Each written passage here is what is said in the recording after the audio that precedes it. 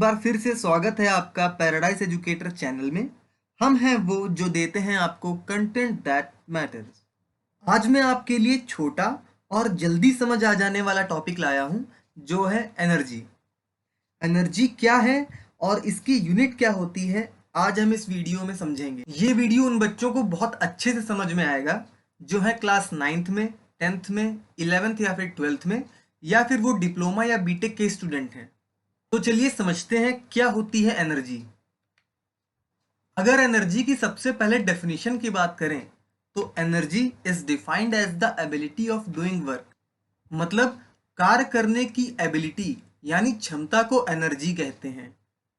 यानी अगर कोई व्यक्ति कुछ वर्क या फिर कार्य करता है, मतलब वो कुछ एनर्जी यूज कर रहा है। The amount of energy possessed by a body is equal to the amount of work it can do when the energy is released. ये स्टेटमेंट ये कह रहा है कि एक बॉडी के पास उतनी ही एनर्जी होती है जितना कि वो कार्य या फिर वर्क कर सकती है। और जब बॉडी कार्य कर लेती है तो एनर्जी रिलीज हो जाती है। यानी whenever work is done, energy is released. इस सेंटेंस को हम कुछ इस तरीके से भी कह सकते हैं कि जब बॉडी वर्क कर रही होती है, जब वर्क कर लेती है, तो वो उतने ही अमाउंट की एनर्जी यूज कर लेती है या फिर रिलीज कर देती है। दोनों एक ही बात है। ये मैंने कुछ बातें आपको बताई एनर्जी के बारे में। अब आइए समझते हैं एनर्जी को थोड़ा और डीप में। Energy is a scalar quantity. Energy एक स्केलर क्वांटिटी है। स्केलर क्वांटिटी को हम हिंदी में अदिश राशि बोलते हैं।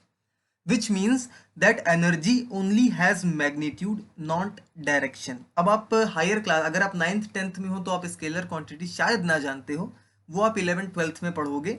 मैं आपको हल्के से बता देता हूँ कि स्केलर क्वांटिटी क्या होती है। स्केलर क्वांटिटी वो क्वांटिटी होती है जिनके पास सिर्फ मैग्नीट्यूड यानी परिमाण होता है और डायरेक्शन यानी दिशा नहीं होती है।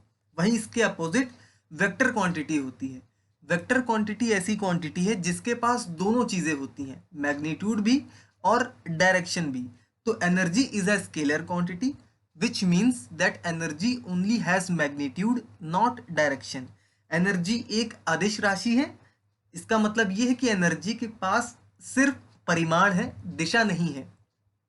इस बात को कुछ ऐसे समझिए कि एनर्जी आप जब यूज करते हो अपनी कुछ वर्क करने में, जब भी आप कोई वर्क करते हो तो एनर्जी अपनी यूटिलाइज करते हो, ठीक है।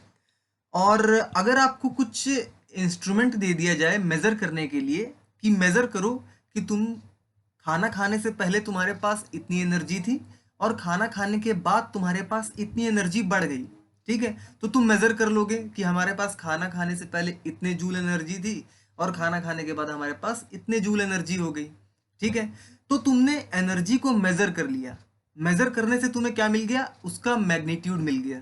लेकिन अगर मैं तुमसे पूछूं कि इसकी क्या कोई डायरेक्शन है कि एनर्जी खाना खाने से पहले किस डायरेक्शन में थी, खाना खाने के बाद किस डायरेक्शन में हो गई, तो तुम वो नहीं बता पाओगे।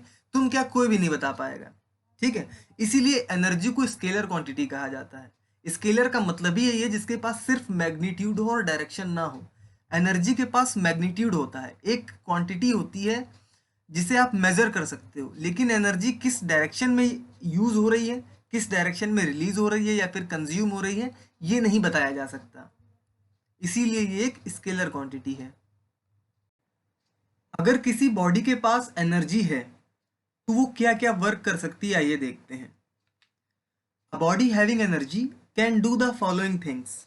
Number one, it can exert a force on another body. मतलब एक बॉडी के पास अगर एनर्जी है तो वो दूसरी बॉडी पर फोर्स एक्सर्ट कर सकती है।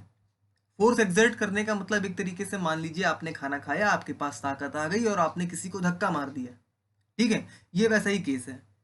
And due to this energy is transferred from one body to another. अब जब एक बॉडी दूसरे बॉडी पर फोर्स एक्सर्ट कर रही है तो वो अपनी एनर्जी उस दूसरी बॉडी को ट्रांसफर कर देती है, जिसकी वजह से ही दूसरी बॉडी मोशन या फिर कुछ और एक्टिविटी शो करती है। अब आपने अगर किसी को धक्का मारा तो वो धक्का खाने के बाद गिर जाएगा या हिल डुल जाएगा। तो इसका फिजिकली एक रीज़न ये है कि आपके पास जो एनर्जी थी वो उस गिरने वाले लड़के को या बंदे को ट्रांसफ़र हो गई, जिसकी वजह से उसने एक एक्शन या रिएक्शन शो किया, गिरना या फिर हिल-डुल जाना। Number 2, if a body gains energy it moves. अब पिछले वाले केस से ही रिलेट करिए, धक्का खाने के बाद आदमी गिर गया या अपनी जगह से हिल गया, है ना, क्योंकि उसके पास एनर्जी आ गई थी पहली बॉडी से ट्रांसफर होके। ठीक है, ये वैसा ही केस है दूसरा वाला। If a body gains energy it moves and as body moves it releases its stored energy. अब धक्का मारने से ऐसा नहीं है कि आपके शरीर की पूरी एनर्जी सामने वाले को ट्रांसफर हो गई। कुछ एनर्जी का पोर्शन सामने वाले को या दूसरी बॉडी को ट्रांसफर होता है, जिसकी वजह से वो रिएक्शन शो करती है, जैसे गिरना या फिर हिल जाना। ठीक है, अब जैसे ही दूसरी बॉडी गिरती है या हिलती है और जितनी एनर्जी पहली बॉडी से उसको मिली थी वो यूटिलाइज हो जाती है या फिर एक तरीके से रिलीज हो जाती है ना। तो if a body gains energy it moves and as body moves it releases its stored energy. समझ गए होंगे आप। ये मैंने आपको बता दिया पूरी डिटेल एनर्जी के बारे में कि एनर्जी क्या होती है। अब जैसे जैसे आप हायर क्लासेस में चले जाओगे तो आप एनर्जी के बारे में और डिटेल में पढ़ोगे कि एनर्जी कितने तरीके से होती है। ठीक है, एनर्जी क्या क्या कर सकती है ना, तो वो हम बाद में अगली किसी वीडियो में देखेंगे। अब आइए अपना अलग टॉपिक स्टार्ट करते हैं। इसी का अगला टॉपिक यूनिट ऑफ एनर्जी।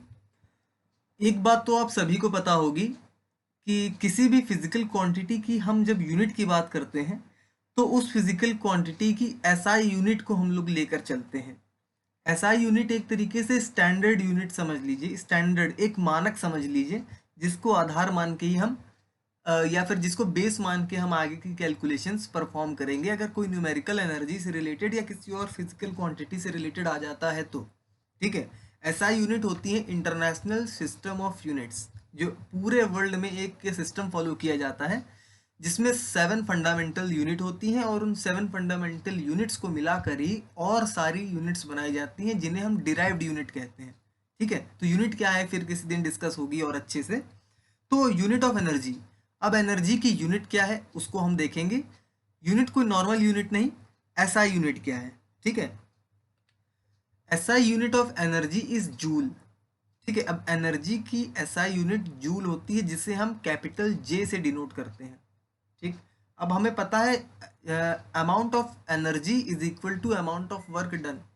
ठीक, जितनी जितना वर्क कोई बॉडी कर रही है उतनी ही वो एनर्जी रिलीज करेगी या एब्जॉर्ब करेगी। ठीक, तो magnitude of energy is equal to magnitude of work. ठीक है, तो वो हमें नहीं ध्यान देना है, वो बस एक समझने वाली बात हो गई। ऐसा unit of energy is joule, ये समझिए कि यूनिट ऑफ एनर्जी जूल होती है।